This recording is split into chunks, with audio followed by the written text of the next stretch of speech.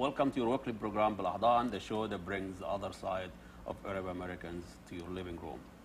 Islam been in news lately in so many ways, in the headlines, been defined by so many people, and the identity of Muslims nowadays, it's in question and it is in crisis. Who are we and who we are, and what direction are we going? Talking about the latest post-9/11 Islam and post-9/11 Islamic identity. What happened in London a couple of weeks ago. Who are those people? Islamists, globalizations, political Islam in crisis, and today we'll talk about our guest, Mazher.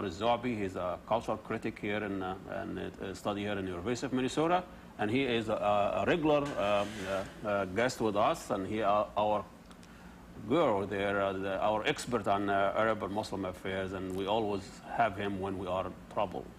Welcome to BelAhdan, Mazher. It's very nice of you to come. It's always nice for you to come. Well, thank you. I hope I'm not only here for the trouble, as it were, but... No, you know, Arab hospitality, your guest is always welcome, and we take care of our guest. Well, thank there you was a nice piece written in Mazna. You know, you were in Mazna last week about Arab hospitality and the reason why people come and don't go. They just come to the Arab area and they just don't leave. Right, it's an allegorical piece. Yes, that was very nice. I like that. On hospitality and colonialism, one might say, yes. I never thought about it this way. I mean, I never thought people will come to the desert for food. I mean, that's not really a place where you go for food. But anyway, that's not why we're here. We're talking about, you know, a lot been said now about Islam and, you know, Muslim identity and the failure of either Islam as a state or Islam as a political system. And it's just the freelancing of people that just claiming Islam, defining Islam on their own. And there is no kind of a framework that, you know, bring all this together and have like a coherent identity of Muslims. So what is going on, especially in the last 3 years after 9/11?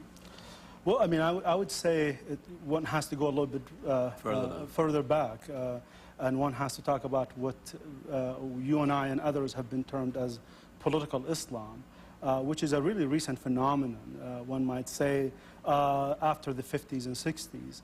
And it is a designator or a signifier that we often also refer to as Islamic fundamentalism. Political Islam is a very much a recent phenomenon, and it is a complex, diverse, and very much lacks the uniform nature. Mm-hmm. What's interesting about political Islam is that it had actually emerged in the Middle East, in particular the Middle East, and after the 80s and 90s to other Islamic areas. But what is interesting about it is that it had three main reasons for why it became what it is. Mm-hmm. The first one, one might say, is the failure of Arab nationalism. Clearly, Arab nationalism has failed, and this could not be expressed more potently, perhaps, than the failure with in the Arab-Israeli conflicts, the two of them, mm-hmm. 48, 67, but then 73. That's the first reason. The second reason has to do with the failure of the Arab state to generate and produce a meaningful transition into what we call modernity. In other words, I would suggest that political Islam is not a reaction, as the traditional narrative would have it, to modernity, but rather a reaction to the failure of the state to deal meaningfully with modernity. Actually, some might say that political Islam or the Islamic fundamentalism movement or phenomenon, it's as a result of modernity. When you look at it, it's a modern way or a failure. It's not inspired. I mean, in spite of the modernity, not a reaction to it, because you can see now, you know, extremists, and you know, they use technology, and they are really not coming from kind of deprived, economically and socioeconomic lower kind of classes, but now coming from middle class and, you know, some elites. So yes. And those people are really modern. They college educated, that they are up with technology and internet.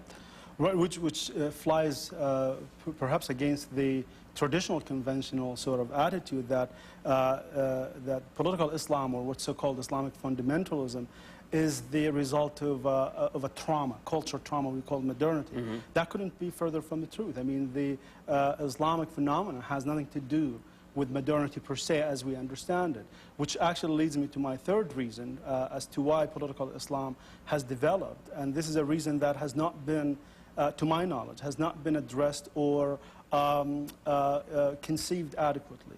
And that has to do with the Cold War. And in particular, the way the United States has invested in political Islam as a way to actually deal with what it understood to be the communist movements in the Middle East. Mm-hmm. Political Islam, if you may remember from the 70s and 80s, was understood to be anti-nationalist and anti-communist. Mm-hmm. And the American proxy wars have utilized and instrumentalized political Islam as a way to deal with these two issues that they felt were actually threatening to their own interests in the Middle East. In addition to that, America was actually involved systematically in what we call privatized violence, especially after the Vietnam War, where the United States has failed. And it began to be an interest for the Americans to fight wars that are very much secretive in nature. And so political Islam became an instrument of that kind of ideology. Talk a little bit about the relationship between, in the Western framework or reference, relationship between state and church, which is a little bit different in Islam, a relationship between, you know, a dawla and a deen, right. You know, the state and religion. And also, maybe take us another step and see why, you know, the phenomenon of the Enlightenment movement and Christian Enlightenment and Protestant movement, right.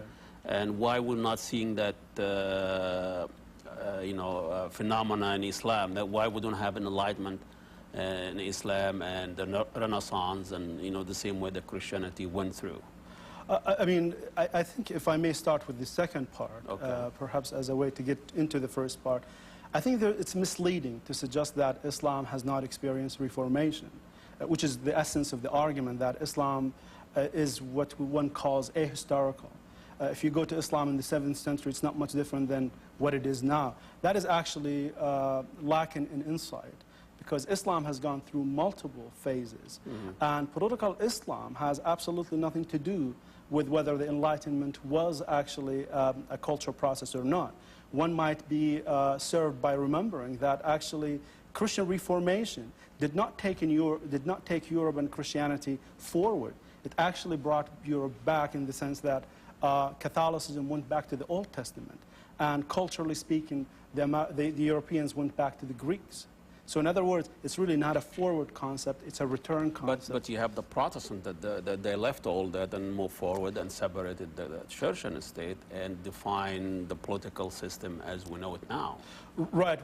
In essence, what happened there is a process of dialectics between the state and the church, mm-hmm. But that does not constitute a forward or a return the way we understand it now. The actual Protestant dogma actually revered the old teachings of Christianity as opposed to something new. Mm-hmm. Now, as to the first part of your question is, what is the nature of secularism in Europe as such that Islam does not entail it or engage it? Mm-hmm. Well, there are two different histories. The Europeans had gone through a different issue politically than the Islamic world did. The dialectics between the state and the church in Europe have to do with in my mind, have to do with the Industrial Revolution and the way the state emerged in Europe as an entity as a result of the emergence of capitalism, mm-hmm. Where actually there you have a new reconfigured relations between the church and the state. And so it's not a separation, but a different management, mm-hmm. of the theological as opposed to the political. We know that secularism does not